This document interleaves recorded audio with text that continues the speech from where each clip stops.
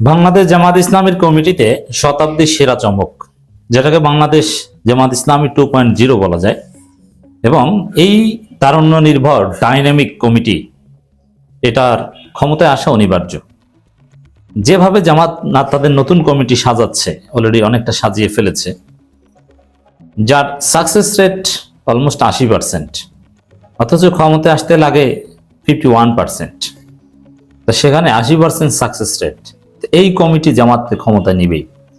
এবং কমিটির যে মানদণ্ড বা যে ডিটারমিনান্টস বিবেচনায় আমরা বিশ্লেষণ করছি এখানে, এটা আরো সামনে বাড়বে।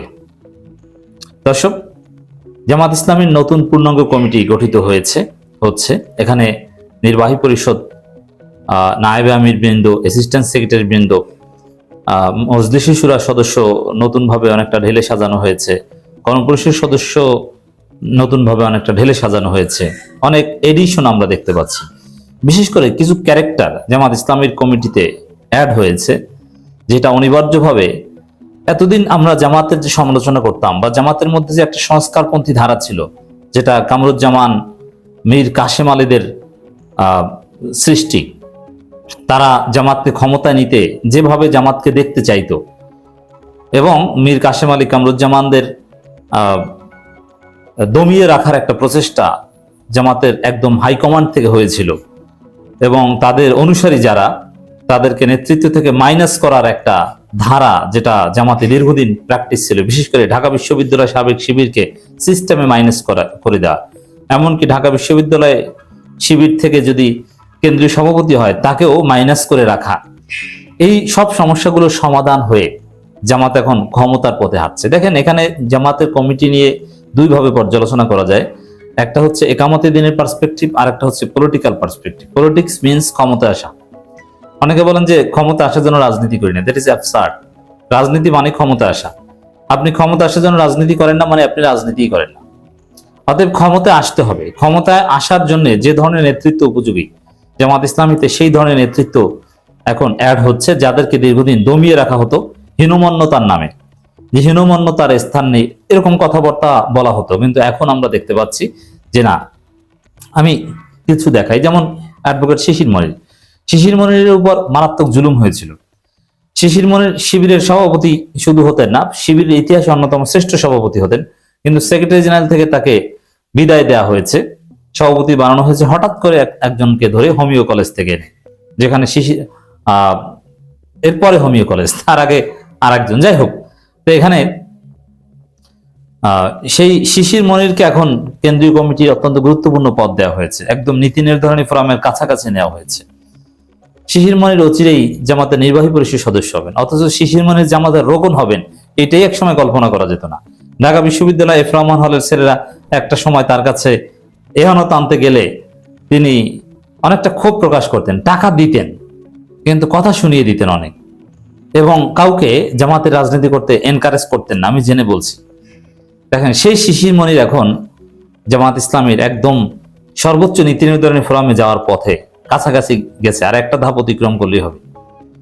ঢাকা বিশ্ববিদ্যালয়ে শিবিরের সাবেক নেতা, যিনি কেন্দ্রীয় সভাপতি হয়েছিলেন, ডক্টর জাহিদুর রহমান, তাকে কিন্তু অনেকটা সাইড লাইনে পাঠিয়ে দেওয়া হয়েছিল। ইবনে সিনা একটা চাকরি দিয়ে তাকে অনেকটা সাইড লাইনে পাঠিয়ে দেওয়া হয়েছিল। সেই জাহিদুর রহমান কিন্তু এখন দৃশ্যপটে আছেন এবং গুরুত্বপূর্ণ পদ পেয়েছেন। এবং শিবিরের হেভিওয়েট নেতা বলতে যাদেরকে বোঝায়, যে ধরনের নেতাদের সাকসেস রেট অলমোস্ট 80%, ব্যারিস্টার মাহবুব সালেহী, ব্যারিস্টার নজরুল ইসলাম, ইউরোপ থেকে আসা লোকজন এখন জামাতের কেন্দ্রীয় কমিটিতে স্থান পাচ্ছে, গুরুত্বপূর্ণ পদ পাচ্ছে। তো এই জিনিসটা গুরুত্ব বুঝতে একটু দেখেন যে এবার যারা জামাতের এমপি হয়েছে, এরা কিন্তু মোস্টলি ইয়াং। বৃদ্ধ এমপি হয়েছে খুব কম, হয়েছে এটিএম আজহারুল ইসলাম, ডাক্তার শফিকুর রহমান, বয়স্ক লোক এমপি হয়েছে। কিন্তু যেসব জায়গা থেকে বৃদ্ধরা এমপি হয়েছেন, ওইসব জায়গা থেকে কলা গাছও এমপি হওয়ার কথা, অনেকটা এরকম। তাদের ব্যক্তিগত তেমন কোনো অ্যাচিভমেন্ট নাই, ওটা দাঁড়িপাল্লার অ্যাচিভমেন্ট।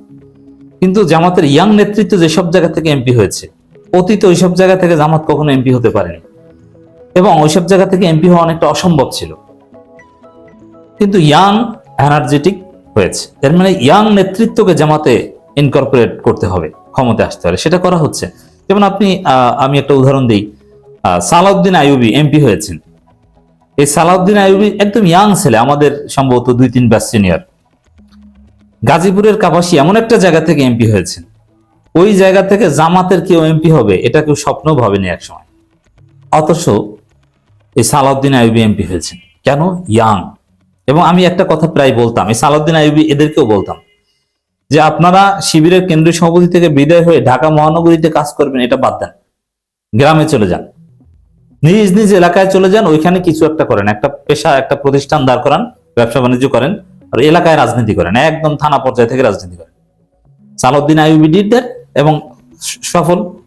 হাফিজ রাশিদুল ইসলাম দেখেন একদম রিসেন্ট পাস্ট সভাপতি, একদম ইয়াং একটা ছেলে, শেরপুর থেকে এমপি হয়েছে। অথচ শেরপুরে জামাত কখনো এমপি হতে পারেনি অতীতে, শেরপুর জামাতের ঘাঁটি না।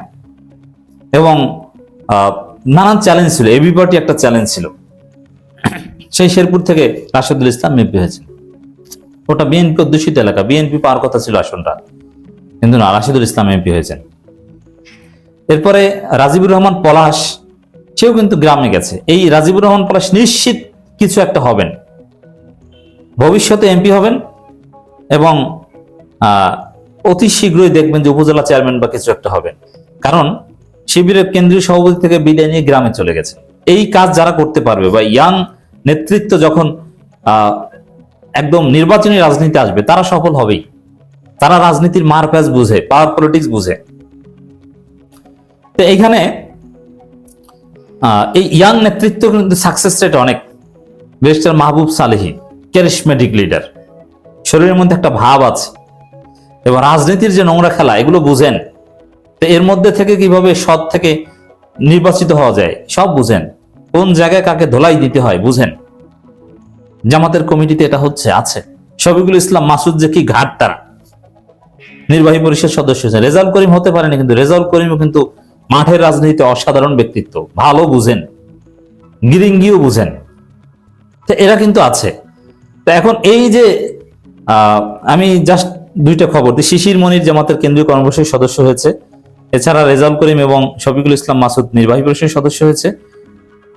ব্যারিস্টার নজরুল ইসলাম ইউরোপ জামাতের মুখপাত্র ছিলেন, শিবির সাবেক কেন্দ্রীয় সেক্রেটারি জেনারেল ছিলেন, তিনি ঢাকার একটা আসনে নির্বাচন করে চমৎকার ফলাফল করেছেন, যদিও বিজয়ী হতে পারেনি।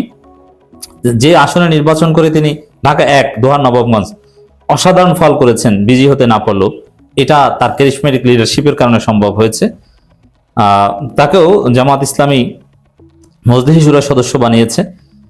এছাড়া সেই কুড়িগ্রাম 3 আসনে উলিপুরের রাবির সাবেক সভাপতি ব্যারিস্টার মাহবুব সালেহী, তিনিও মজলিস শুরার সদস্য নির্বাচিত হয়েছেন।